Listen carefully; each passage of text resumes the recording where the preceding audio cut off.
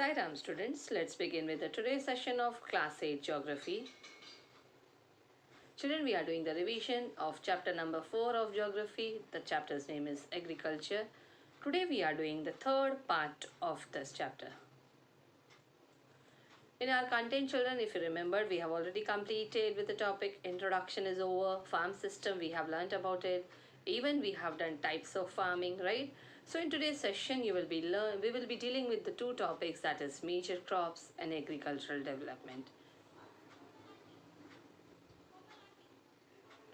Now in major crops, large variety of crops are grown to meet the requirements of the growing population, right?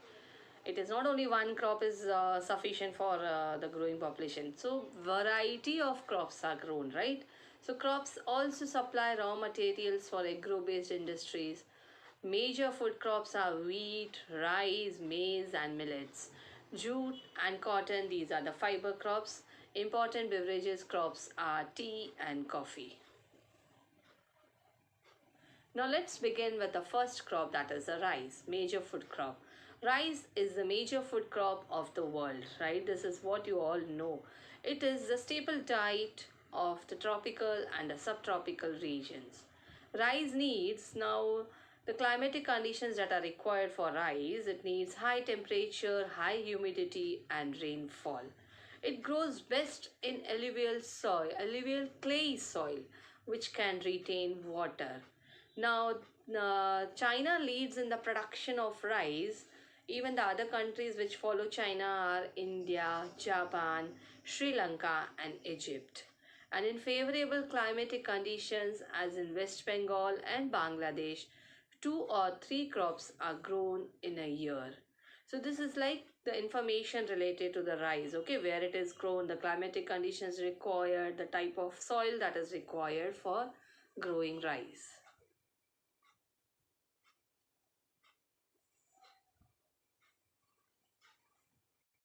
Now the next crop that we will be learning here is wheat. Now wheat requires moderate temperature and rainfall during growing season and bright sunshine at the time of harvest. See that the requirement of wheat crop is different. While growing, it requires moderate temperature and rainfall. But while harvesting, the bright sunshine is required. Okay, and it thrives best in well-drained loamy soil. The type of soil that is required for wheat is loamy soil. And where it is grown, wheat is grown extensively in USA, Canada, Argentina, Russia, Ukraine, Australia and India. In India, it is grown in winter. Now let's move to the next crop, that is millets. They are also known as the coarse grains and can be grown on less fertile and sandy soils. Now it is a hardy crop that needs low rainfall and high to moderate temperature. Now see the type of rainfall. It requires low rainfall, okay, and high to moderate temperature and adequate rain is required for millets. Now what are the crops that are included in this? Jawar, bajra, ragi. These are grown in India, whereas other countries are Nigeria, China and Niger. Apart from India, the other countries which grow millets are Nigeria, China and Niger. Now next crop that we will see here is maize. Now maize requires moderate temperature, rainfall and lots of sunshine. Okay, and it needs well-drained fertile soil. And it also, like, maize is grown in North America, Brazil. Maize is grown in North America, Brazil, China, Russia, Canada, India and Mexico. The maize is also known as corn. You all know this very well. In our common language, we call it as butta. So various colorful varieties of maize are found across the world.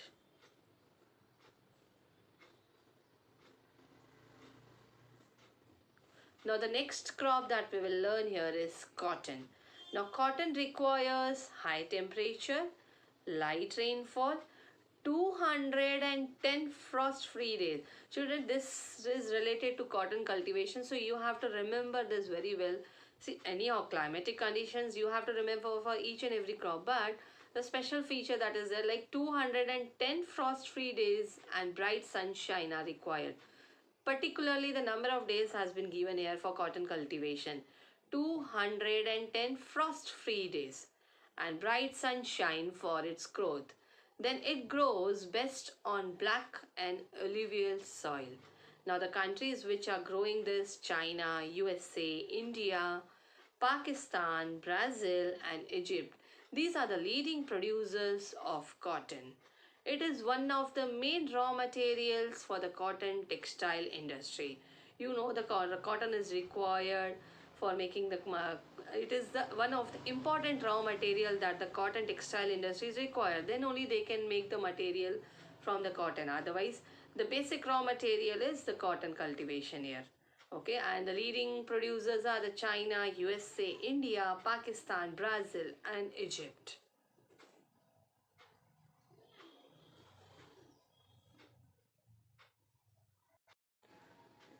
Now the next that we are going to learn is about jute. Jute was also known as the golden fiber. Children, if you have seen the jute bags, we can see the line of something golden can be visible in that. That is the reason it is called as the golden fiber. It grows well on alluvial soil and requires high temperature, heavy rainfall and humid climate. So this is the climatic conditions that are required for jute. That is, alluvial soil is required as well as high temperature, heavy rainfall and humid climate. This crop is grown in the tropical areas. India and Bangladesh, these are the leading producers of jute. Next is coffee. Now coffee requires warm and wet climate and well drained loamy soil. So hill slopes are more suitable for growth of this crop. Now the leading producer of coffee is Brazil. Brazil is the leading producer and followed by Colombia and India. So children, you try to make a table, write the things in the tabular form. The climatic conditions required for each and every crop and even the leading producers of that particular crop. So it will be easy for you to understand the things. Now the next crop, children, that you will be learning here is tea. Tea is a beverage crop that is grown on plantations, okay, and the climate that it requires, this requires cool climate and well distributed high rainfall throughout the year for the growth of its tender leaves. Children, you all know very well we get the tea in the form of the leaves, and it needs well drained loamy soil and the gentle slopes. Now you can understand because of the tender leaves, the labor that is required will be the large, right? Why? Because to pick the leaves, the large number of many people are required to work in that tea plantation. Now the countries which are producing this, Kenya, India, Sri Lanka, China, produce the best quality tea in the world. So children, here we have completed with the major crops. Now the next topic that we are going to begin here is agricultural development. Now agricultural development. See, agricultural development, it refers to the efforts made to increase farm production in order to meet the growing demand of increasing population, right? From that word itself, agricultural development, you can tell me the meaning of that. Why? What will be the main purpose of this? To increase the farm production, correct? To in order to meet the growing needs, growing demand of the increasing population. Now this can be achieved in many ways. Now here some ways has been given to you. It can be done by increasing the cropped area, by the number of crops, increasing the number of crops grown, by improving irrigation facilities, by use of fertilizers and high yielding variety of seeds. And even one of the important aspect that can be included is mechanization of agriculture is also the important aspect for that can help us in agricultural development. So the ultimate aim of agricultural development is to increase food security. See, agriculture has developed at different places in different parts of the world. Now here we can say the developing countries with large populations, they usually practice intensive agriculture where the where crops are grown on small holdings, mostly for subsistence, whereas the larger holdings are more suitable for the commercial agriculture. Okay, that will be related to the business. So we can talk about the commercial agriculture, that is in USA, Canada, and Australia. That can be called as the commercial agriculture. Now let's understand a farm in India, as well as we'll see the comparison within in farming in India as well as the farming in the USA. Now let's begin a farm in India. Now here in this a farm in India, the story has been given. There is a small village uh, related to one farmer has been given here. A small village of Adilabad in Ghazipur district of Uttar Pradesh. And a farmer Munna Lal, he is a small farmer in this village who has farmland of about 1.5 hectares. Now his house is in the main village. He purchases the high yielding varieties of seeds from the market every alternate year. Even the farmer takes advice of his friends and elders as well as the government agricultural officers regarding farming practices. Then even the land is fertile and he grows at least two crops in a year, which are normally wheat or rice and pulses. So the farmer, he takes advices from everyone, okay, and he takes a tractor on rent for plowing his field. Then, though some of his friends still use traditional method of using bullocks for plowing, there is a tube well in the nearby field which he takes on rent to irrigate his field. So Munnalal, even he has two buffaloes and few hens. He sells milk in the cooperative store located in the nearby town. And even he is a member of the cooperative society, which also advises him on the type of fodder for his animals, as well as the safety measures to protect the health of the livestock and the artificial insemination.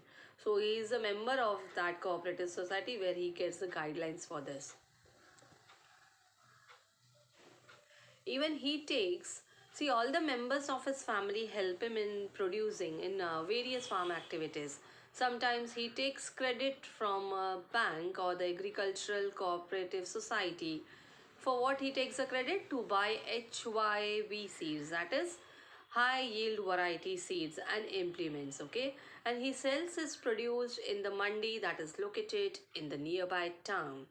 Since majority of the farmers do not have the storage facility, they doesn't have the space to store the grains, cultivated grains, so they are forced to sell the produce even when the market is not favorable to them.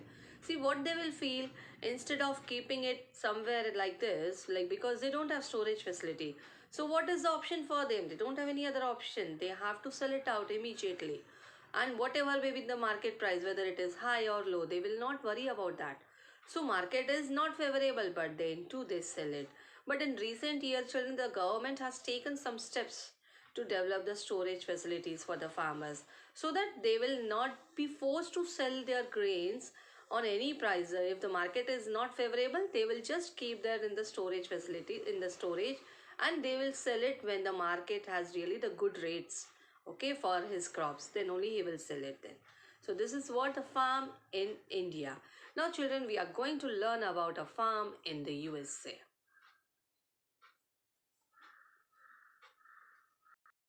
Now typical farm size in the USA is about 250 hectares. See, the average size of a farm in the USA is much larger than that of an Indian farm. Okay, because that we have seen the Munna Lal, he was holding only 1.5 hectare, right? Whereas a typical farm size, generally like everybody has like that 250 hectares. Now here the farmer generally resides in the farm. Some of the major crops that are grown are corn, soybean, wheat, cotton and sugar beet. Now there you saw about the Munna Lal in India. Now here we are going to learn about a farmer, that is Joe Horan. A farmer in the Midwest USA in Iowa state owns about 300 hectares of land. Okay, and he grows corn on his field after making sure that soil and water resources meet the needs of his crops. See, he understands the things, and then he goes for the growing. Then educate measures are taken to control the pest that can damage the crop. Okay, even the pesticides are spread there. So from time to time, he sends the soil samples to a soil testing laboratory. Why he sends it there? To check whether the nutrients are sufficient or not. So why he does that? The result helps Joe Horan to plan a scientific fertilizer program, right? That is the reason he sends his samples of his soil for testing. So his computer is linked to the satellite, which gives him a precise picture of his field. Why this is there? This helps him to use chemical fertilizers and pesticides wherever they are required. See the technology that has been used in USA, children, you can compare, like the extent of technology is too good. Okay, and he uses tractors, seed drills, leveler, combined harvester and thresher to perform various agricultural operations. Now you can understand the difference between the two. Even the grains are stored in the automated grain storage or dispatched to market agencies, right? See, you saw in India, many of them, they don't have the storage facilities also, right? But now we have seen the government has taken the steps to provide them some storage facilities. But whereas in USA, the grains are stored in the automated grain storage or dispatched to market agencies. So ultimately, children, what we can say at the last year, the farmer in USA works like businessman and not like a peasant farmer, right? Because in our country, India, farmers, they cannot work like a businessman. They are like a peasant farmers only, right? Whereas the farmers in USA, they are like the businessmen only.